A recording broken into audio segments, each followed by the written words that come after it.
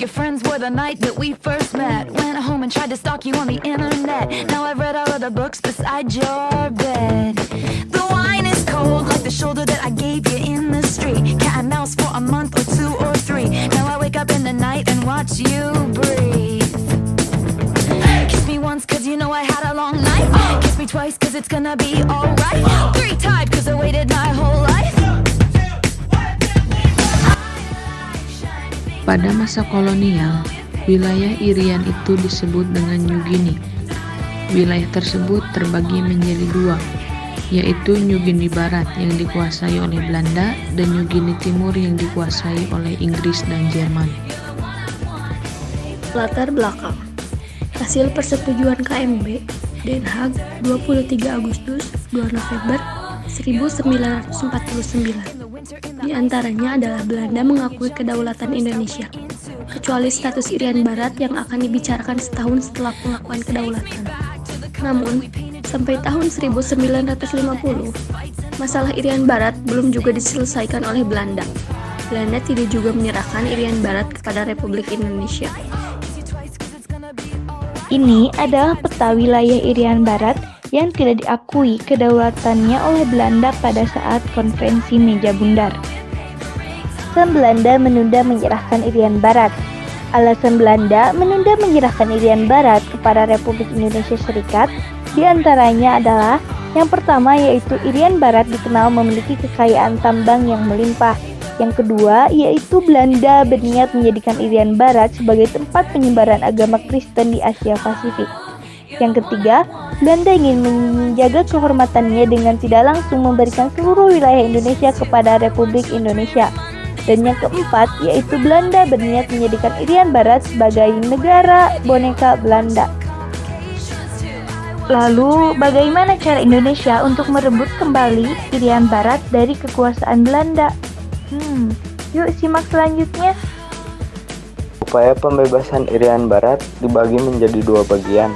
Pertama, konfrontasi. Ada konfrontasi politik, konfrontasi ekonomi, dan konfrontasi militer. Yang kedua, diplomasi. Diplomasi bilateral RIS dan Belanda diawali dengan pembentukan komite bersama untuk Irian Barat pada bulan Maret 1950 yang tidak menunjukkan hasil, yang disebabkan adanya sikap anti-Indonesia dan diikuti memperkuat militer Belanda di Irian Barat. Sikap tersebut direspon oleh pihak Indonesia dengan sikap lunak dengan harapan mendapat simpati dunia internasional. Belanda justru memasukkan Irian sebagai wilayah kerajaannya.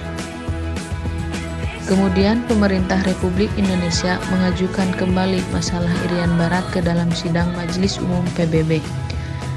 Namun usaha ini pun mengalami kegagalan, karena hasil perolehan suara dalam sidang umum PBB tersebut lebih banyak yang mendukung Belanda.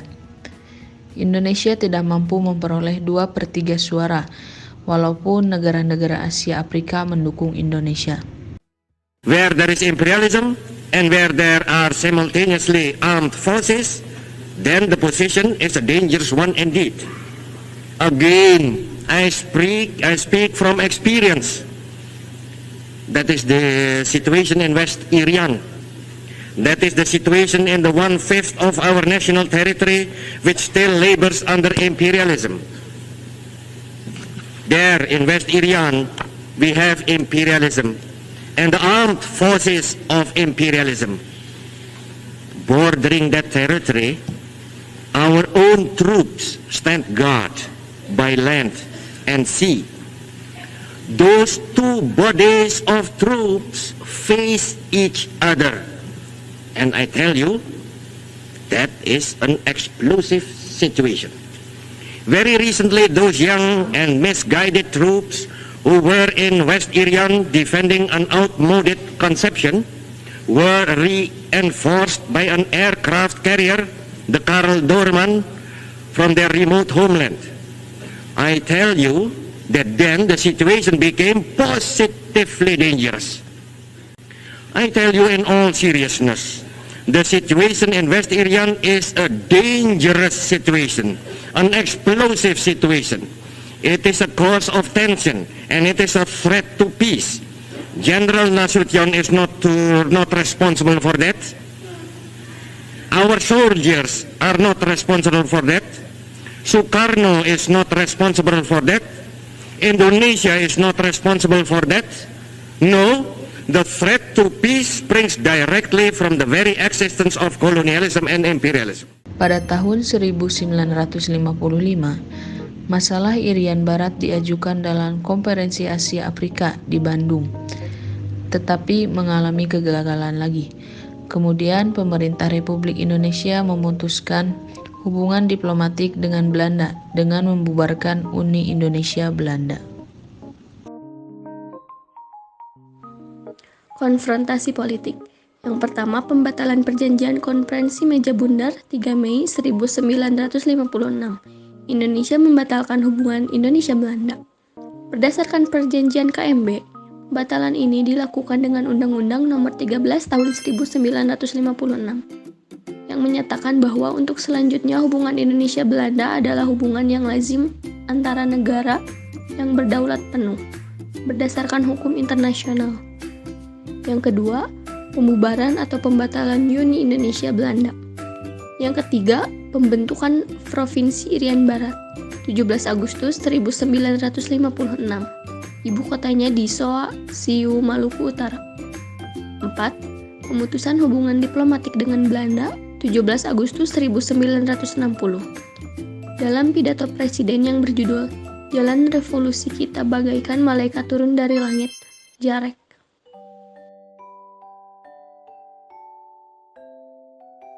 Konfrontasi ekonomi. 1. Buruh-buruh yang bekerja pada perusahaan-perusahaan Belanda melakukan aksi mogok total tanggal 2 Desember 1957. 2. Pemerintah Indonesia melarang beredarnya segala bentuk terbitan dan film yang menggunakan bahasa Belanda. Yang ketiga, melakukan pengambilan alih atau nasionalisasi perusahaan milik Belanda di Indonesia berdasarkan peraturan pemerintah nomor 23 tahun 1958. 4. Memecat warga negara Belanda yang bekerja pada pemerintahan Indonesia. Yang kelima, yaitu membentuk Front Nasional Pembebasan Irian Barat.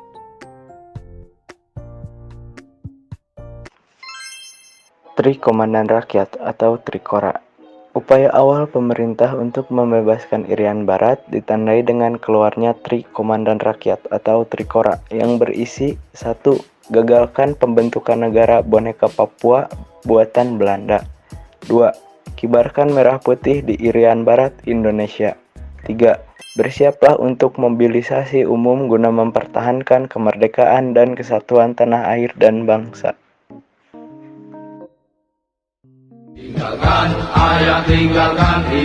Kemerdekaan Indonesia yang diproklamasikan pada tanggal 17 Agustus tahun 1945 masih menyisakan sengketa teritorial dengan Belanda karena wilayah Irian Barat. Menurut sebuah klausul dalam perjanjian Konferensi Meja Bundar pada tahun 1949, setahun setelah pengakuan kedaulatan Indonesia, status Irian Barat akan ditentukan berdasarkan keinginan rakyat Irian sendiri. Namun setelah 1 dekade berlalu, klausul ini belum juga ditepati oleh Belanda. Maka pada tanggal 19 Desember tahun 1961, memanfaatkan momentum peringatan agresi militer Belanda II, Presiden Soekarno menyerukan perintah kepada seluruh rakyat Indonesia yang terkenal sebagai Trikora atau Tri Komando Rakyat. Dengarkan saudara-saudara, komando saya dengan tegas ialah gagalkan, hei seluruh rakyat Indonesia, gagalkan pendirian negara Papua itu. Apa komando saya lagi? Hei seluruh rakyat Indonesia, kibarkan bendera sang merah putih di Papua, di negara ini, di Irian Barat itu. Tegas saya memberi komando ini, gagalkan negara Papua itu, kibarkan bendera sang merah putih di Irian Barat. Gagalkan, kibarkan bendera kita, dan siap sedialah akan datangnya mobilisasi umum. Mobilisasi umum yang mengenai seluruh rakyat Indonesia untuk membebaskan Irian Barat sama sekali daripada cengkeraman imperialisme Belanda. Terus Teruskan perjuangan para pahlawan demi bangsa, kami kan berjuang.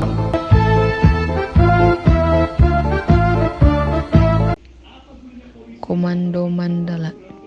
Pada 2 Januari 1962, Presiden Soekarno mengeluarkan surat keputusan nomor 1 tahun 1962 tentang pembentukan Komando Mandala Pembebasan Irian Barat. Maijen Soeharto sebagai Panglima dengan tugas sebagai berikut. A. Merencanakan, mempersiapkan, dan menyelenggarakan operasi-operasi militer dengan tujuan pengembalian Irian Barat ke dalam NKRI. B. Mengembangkan situasi militer di wilayah Prov Irian Barat, yaitu 1. Sesuai dengan taraf perjuangan diplomasi. 2. Dalam waktu singkat wilayah Irian Barat secara de facto diciptakan daerah-daerah bebas atau diduduki pemerintah daerah Republik Indonesia. Komando Mandala terbagi menjadi 3 fase, yaitu 1. Fase infiltrasi atau penyusupan terjadi sampai tahun 1962. Yang kedua ada fase eksploitasi atau serangan terbuka terjadi mulai awal 1963. Dan yang ketiga ada fase konsolidasi, yaitu menegakkan kekuasaan Republik Indonesia secara mutlak awal tahun 1964.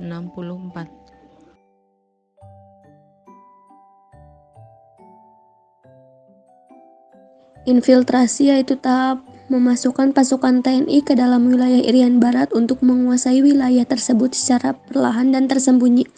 Tahap ini dilakukan hingga akhir 1962. Strategi infiltrasi untuk membentuk kantong-kantong atau daerah bebas de facto di Irian Barat, sehingga bisa menjadi bargaining yang baik dalam diplomasi. Strategi tersebut dimaksud untuk 1. Membentuk panjangan kaki atau beachhead bagi serangan terbuka pasukan besar yang akan didaratkan. 2. Memecah belah pasukan Belanda ke dalam arena pertempuran-pertempuran kecil dalam titik yang banyak. 3. Menyiapkan instrumen bargaining diplomasi yang kuat bahwa Belanda tidak benar-benar menguasai semua wilayah Irian Barat.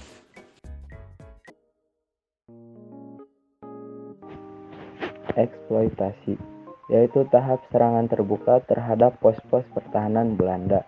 Tahap ini dilakukan hingga akhir tahun 1963. Konsolidasi, yaitu tahap menegakkan kedaulatan NKRI di wilayah Irian Barat. Tahap ini dilakukan sejak awal tahun 1964.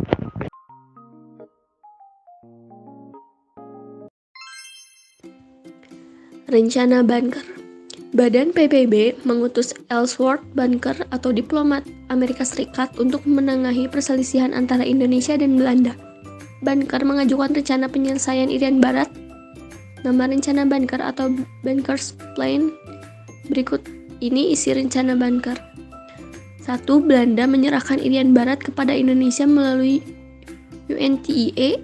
2. Rakyat Irian Barat harus diberi kesempatan untuk menentukan pendapat apakah ingin memisahkan diri atau tetap bersatu dengan Republik Indonesia. 3. Pelaksanaan penyelesaian Irian Barat selesai dalam jangka waktu 2 tahun. 4. Untuk menghindari bentrok fisik di antara pihak yang bersengketa diadakan masa peralihan di bawah pengawasan PBB selama 1 tahun.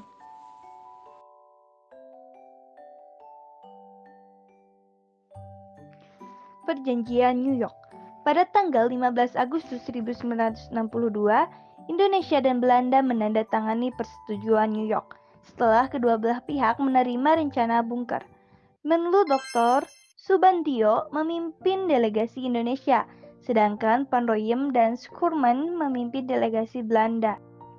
Isi dari Perjanjian New York yaitu yang pertama adalah penghentian permusuhan, yang kedua setelah persetujuan disahkan, paling lambat 1 Oktober 1962, UNTI United Nations Temporary Executive Authority menerima Irian Barat dari Belanda, diturunkan dan diganti dengan bendera PBB. 3. Pasukan Indonesia tetap tinggal di Irian Barat yang berstatus bawah UNTI. 4. Angkatan Perang Belanda dan pegawai sipilnya berangsur-angsur dipulangkan dan harus selesai paling lambat 11 Mei tahun 1963. 5. Bendera Indonesia mulai berkibar 31 Desember 1962 di samping bendera PBB. Yang keenam yaitu pemerintah Republik Indonesia menerima pemerintahan di Irian Barat pada tanggal 1 Mei 1963. Dan yang ketujuh yaitu pada tahun 1969 diadakan penentuan pendapat rakyat atau PPRA.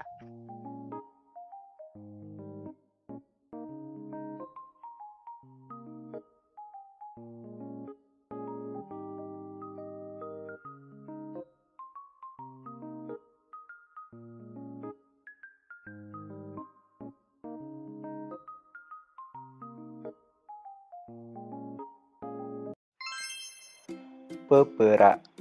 Pada 1 Mei 1963, Irian Barat secara resmi diserahkan kepada Indonesia. 6 tahun kemudian, pada masa Presiden Soeharto, diadakan PPRA atau Penentuan Pendapat Rakyat pada 14 Juli 1969 sampai 2 Agustus 1969 di Jayapura. Hasil PPRA menunjukkan bahwa mayoritas penduduk Irian Barat menginginkan tetap bergabung dengan Indonesia. Hasil PPRA ini disahkan oleh PBB pada 1969 dan diakui secara de facto dan de jure bahwa wilayah Irian Barat termasuk ke wilayah Indonesia. Tahapan PPRA. Tahap pertama, 24 Maret 1969. Melakukan konsultasi mengenai tata cara penyelenggaraan PPRA dengan Dewan Kabupaten di Kota Jayapura. Tahap 2, Maret hingga Juni 1969. Menyelenggarakan pemilihan Dewan Musyawarah PPRA dengan terpilihnya 1026 anggota dari 8 provinsi yang terdiri atas 983 pria dan 43 wanita. Tahap ketiga, 14 Juli sampai 4 Agustus 1969. Pelaksanaan PPRA di setiap kabupaten di Irian Barat yang hasilnya menunjukkan bahwa rakyat Irian Barat ingin tetap bersatu dengan Republik Indonesia. Untuk mengenang para pejuang Trikora dan juga masyarakat Irian Barat yang memilih menjadi bagian dari Republik Indonesia, maka Insinyur Soekarno memerintahkan untuk membangun sebuah monumen pembebasan Irian Barat, di mana monumen ini berada di tengah-tengah lapang banteng dan tingginya mencapai 35 meter. Bentuk dari monumen ini berupa patung yang terbuat dari perunggu. Patung itu dibuat oleh tim pematung keluarga area Yogyakarta di bawah pimpinan Edi Sunarso. Arsitektur monumen ini dirancang oleh Fredrik Silaban dan Heng Ngantung. Monumen ini diresmikan oleh Insinyur Soekarno pada tanggal 17 Agustus tahun 1963. Oleh karena masih ada salah satu wilayah daripada Republik Indonesia diduduki oleh pihak asing. Oleh karena salah satu wilayah daripada Republik Indonesia masih belum merdeka, maka kita anggap sebagai satu kewajiban yang teramat untuk memasukkan daerah yang masih diduduki oleh pihak asing itu ke bawah kekuasaan Republik Indonesia.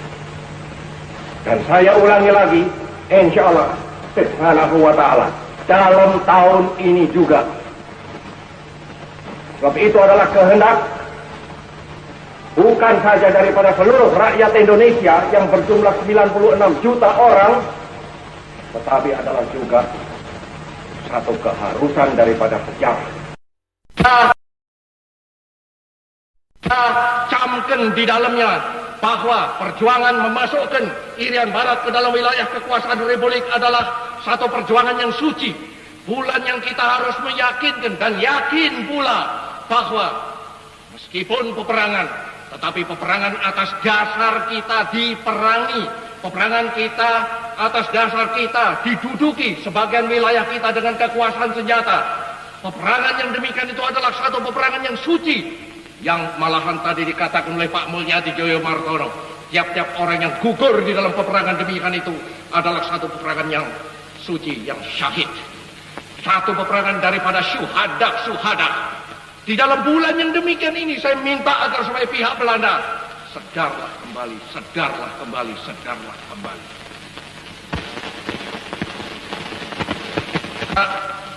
Lupa saya menutup sambutan saya ini dengan memanjatkan doa kehadirat Allah Subhanahu wa Ta'ala agar supaya Allah memberi berkat rahmat kepada seluruh bangsa Indonesia, memberi berkat rahmat kepada seluruh perjuangan rakyat Indonesia ini, memberi berkat rahmat kepada perjuangan rakyat Indonesia yang hebat-hebatan di segala bidang untuk memasukkan Irian Barat ke dalam wilayah kekuasaan negeri.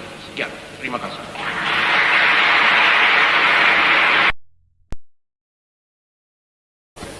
Nanti tanggal 1 Mei jam 12.30 pemerintahan di Irian Barat mutlak akan jatuh di tangan.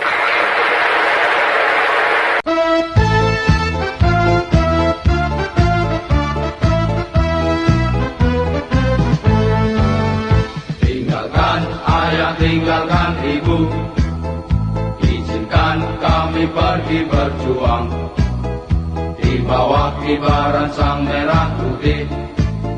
Majulah, ayo maju menyerbu, serbu, tidak kembali pulang. Sebelum kita yang menang, pasti menang. Walau mayat terdampar di medan perang, untuk bangsa kami kan berjuang. Maju, ayo terus maju. Singkirkanlah dia. Kikis habislah mereka, musuh negara. Wahai kawanku, prajurit Sabta Marga, di mana engkau berada? Teruskan perjuangan para pahlawan, demi bangsa kami kan berjuang.